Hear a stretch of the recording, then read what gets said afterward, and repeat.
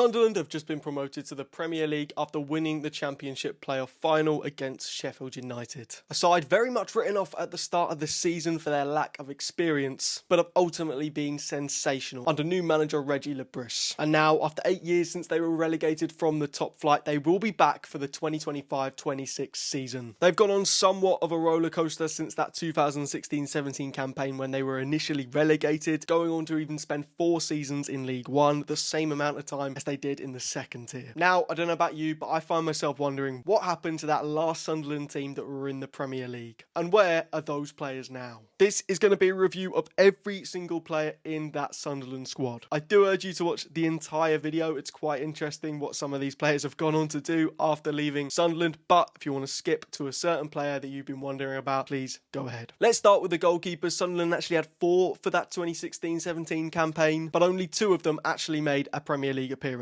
Jordan Pickford appeared most between the sticks with 29 Premier League games in a season which was very much his breakout year. He'd previously been on loan at a bunch of lower league English clubs, but was one of Sunderland's best players this season, keeping a total of 4 clean sheets at the age of 23. He'd be signed by Everton that very summer for £24 million and has been there ever since, and along the way become England's #1 pretty much since the 2018 World Cup. Pickford has gone on to have a fantastic career. Victor Mannone switched Arsenal for Sunderland in 2013 and played for the Black Cats for 4 years and 9 games in this 2016-17 season. He'd move on to Reading in 2017 that were then in the Championship alongside Sunderland, then loaned to Minnesota United in the MLS, Esbjerg FB in Denmark, before Monaco in 2020, then Lorient, and he's still in France with Lille at 37, but has only managed 2 games there in 2 years. Max Stryjek and Mika were the 2 other goalkeepers that didn't feature in the league. Stryjek was just 21 at the time, and he's gone on to play for a bunch of clubs. He permanently left Sunderland in 2019, now playing for Jagiellonia Białystok in the Polish top flight. Mika, who was born in Poland but represented Portugal at youth level, also had a slightly underwhelming career. He's now playing for Moreirense FC in the Portugal top flight at age 34. Now, it's worth bearing in mind that this Sunderland team were one of the worst the Premier League ever seen, and conceding 69 goals didn't exactly help that. So with that in mind, let's move on to the defence. Yunus Kabul managed just 1 game for Sunderland that season before moving on to Watford before it could really begin for £3.4 million. They ultimately stayed up, so I would consider that the smarter move. He'd leave them in 2018 and officially retire in 2019. He now owns a care home for people with mental disabilities in his home nation of Belgium. Jodian Lescott was very much on the back end of his career when he joined the club as a free agent in the January transfer window of this season, retiring in the summer of that year. He played just 2 games in that second half of the season, which included the final day 5-1 away loss to league champions Chelsea. Papi Djilabodji played 18 games in defence. The former Chelsea man spent a little bit of time in France since leaving Sunderland in 2018, and now in Turkey with Fatih Karagümrük at age 36. Javier Manquillo had previously been sent out on loan from Atletico Madrid at Liverpool and Marseille, but would face a tough 20 Premier League games this time round with Sunderland, eventually permanently leaving his parent club at the end of this season to then sign for Sunderland rivals Newcastle United, where he'd stay for the next 7 years. He's now 31 and has recently joined Celta Vigo in the Liga, where he's been part of a great side that have secured a finish in the Europa League this season. Patrick Van Aanholt was also somewhat of a gem from this side, getting signed by Crystal Palace at the end of this season in the summer for £9 million, making 126 appearances for them over the next 4 years before moving to Turkey and signing for Galatasaray in 2021 to win the league title, and then another league title with PSV Eindhoven in 2023. He's still playing, now at Sparta Rotterdam in the Eredivisie at age 34. Jason Dunnier was just 21 during this season, which now makes him 29. This was a loan move from his parent club Manchester City, who would send him on loan to Galatasaray the next campaign, where he won the league before he was bought by French club Lyon for a small fee in 2018, where he'd play for the next 4 seasons, and finish as a runner-up in the Coupe de France. But after an expired contract in 2022, he'd joined Shabab Al Ahly in the UAE Pro League, and now with Al Fetta in the Saudi Pro League. Billy Jones was with Sunderland for 4 years before he left in 2018 for Rotherham United, and 30 at the time. He'd play there until a loan to Crewe in 2021, which would be his final season when he retired. John O'Shea had won the lot at Manchester United and had previously been out on loan at AFC Bournemouth and Royal Antwerp, but joined Sunderland in 2011 and would play there for the next 7 years. He played very regularly there and would stay with the club despite the relegation to the Championship. Somehow though, a 36-year-old John O'Shea isn't enough to keep you from getting relegated again. He left for Reading in 2018, where where he barely featured and retired in 2019. He's now an assistant coach for the Republic of Ireland national team. Lamine Kone was the last part of this defence. He was once a replacement for Laurent Koscielny at Lorient when Arsenal signed him in 2010. Sunderland bought him for an undisclosed fee in 2016. He'd stay with them for the next year when they were relegated to League One before a loan to Strasbourg in 2018, which was made permanent the next year. He'd go to Lausanne Sport in 2021 on a free before presumably finishing his career with Le Mans in 2023.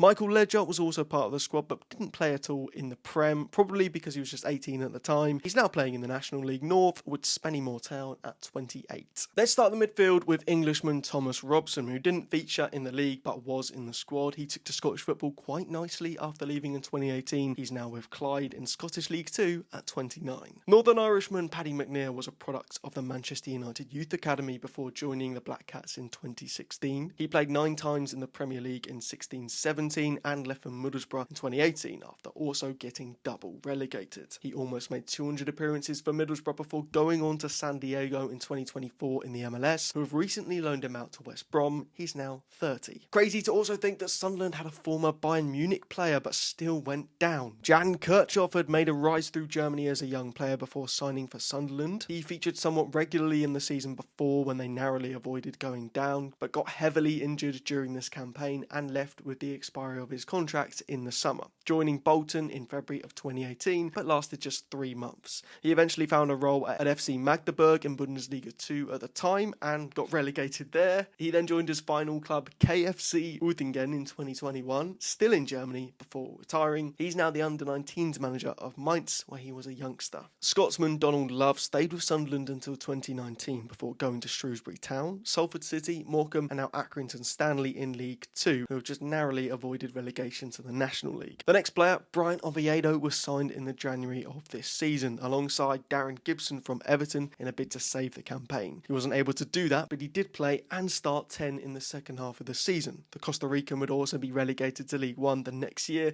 but still got called up to the 2018 World Cup in Russia and moved to Copenhagen in 2019 for 3 years. Then Real Salt Lake, and now with Alajuelense in the Costa Rican top flight. Jack Rodwell was a massive figure of controversy for Sunderland across his time there. Initially signed from Manchester City in 2014 for £10 million, he played 20 games across the course of the relegation season whilst also battling a hamstring injury. In the Championship, a Sunderland Till I Die documentary didn't exactly paint him in the best light and would leave for Blackburn in 2018. He'd be there until Sheffield United in 2020, but played just once there before going off to Western Sydney Wanderers and then his last club of Sydney to date. He's now 34 and a free agent. Didier Ndong played the second most Premier League games this season with 31 appearances and 27 starts. The Gabonese player was 22 at the time and would be loaned to Watford in 2018 before restarting his footballing career outside of England. A move to Guingamp came in 2019 and then 4 years at Dijon with a loan to Yeni Malatyaspor. He'd gone to Al Riyadh in the Saudi Pro League on a free in 2023 and has now been with Iranian club Esteghlal FC that competes in the Persian Gulf League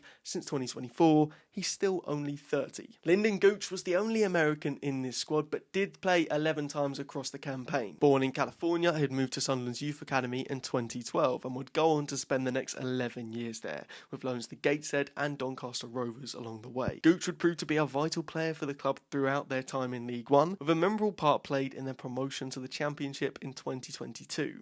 He'd be signed by Stoke City in 2023 and is set to leave them this summer with the expiry of his contract. Recently though, he was spotted with Sunderland fans at Wembley to watch the playoff final. A Sunderland man through and through. Ethan Robson and Elliot Embleton were others that were part of the squad that didn't actually feature in the Premier League. Robson would stumble around the English Football League since leaving in 2020. He's just been on loan at Gateshead from Carlisle in the National League. And Embleton also plays for Carlisle United, which means he'll also be in the 5th tier next season after their recent relegation. Darren Gibson was mentioned earlier after he was signed alongside Brian Oviedo from Everton in the January transfer window of this season, going on to make 12 appearances. The former Manchester United player won the Premier League in 2011 and left for Wigan in 2018 before Salford City, where he retired in 2021. The Sunderland legend that was Lee Cattermole made just 8 Premier League appearances during this campaign. After battling with a hip injury, that means he didn't make more than 2 consecutive appearances until matchday 33, by which point the season was almost unrepairable for his side. After 10 years at the club, he was also relegated to League One and would leave for VVV Venlo in 2019,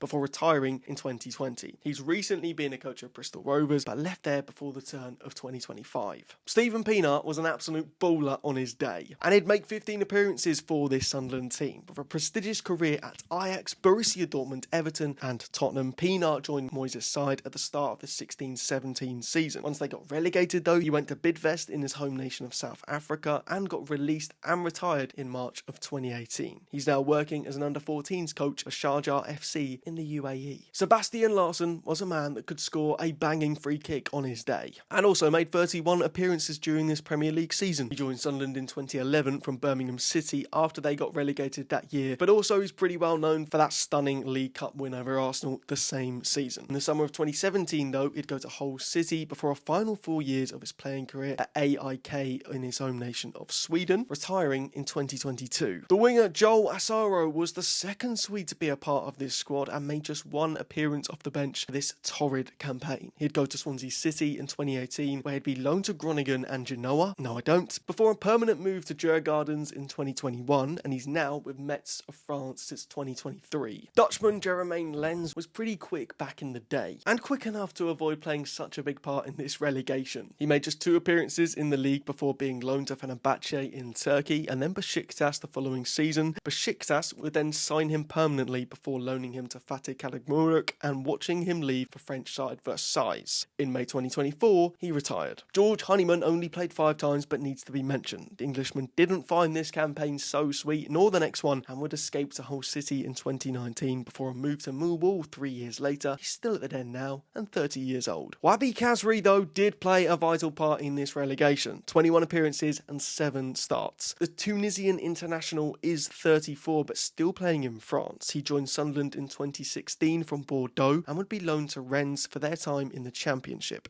before permanently going to Saint Etienne. He's now been with Montpellier since 2022 and they've just been relegated. Duncan Watmore was only 22 at the time of this season but would stay with Sunderland until 2020 after joining in 2013. Middlesbrough signed the forward in 2020 and have him for 3 years. He's now with Millwall as one of their best players and 31. Adnan Januzaj was perhaps the most high-profile name in this squad. The Belgian international was on loan from Manchester United at the time after failing to quite live up to the hype he had initially whilst at Old Trafford. He was just 21 at the time of this season and he started 18 games with 7 appearances off the bench. He failed to even score once and managed just 2 assists. United would sell him to Real Sociedad in 2018, where he spent the next 5 years before going to Sevilla in 2022, going on loan to Istanbul Başakşehir and Las Palmas, where he's just been at 30. Fabio Borini was only 25 at the time and had recently played for Liverpool. The striker managed just 2 goals in the Premier League and was loaned to AC Milan while Sunderland were in the 2nd tier. Borini would then probably go to Milan in 2018 before Hellas Verona in 2020. Then Fatih Karagümrük, who have now featured 3 times in this video, and now Sampdoria since 2023, who've just finished 18th in Serie B. Josh Robson was just 18 at the time, so he didn't play. He's still only 27, but now playing in level 7 with Morpeth Town. Josh Maja also didn't play, but he did go on to have a decent career and just scored 12 goals in the Championship for West Bromwich Albion. Fellow Nigerian Victor Anachibe did play, in fact 18 times with 14 starts. The forward scored 3 Premier League goals this season and would move to Beijing Enterprises Group the next campaign, a club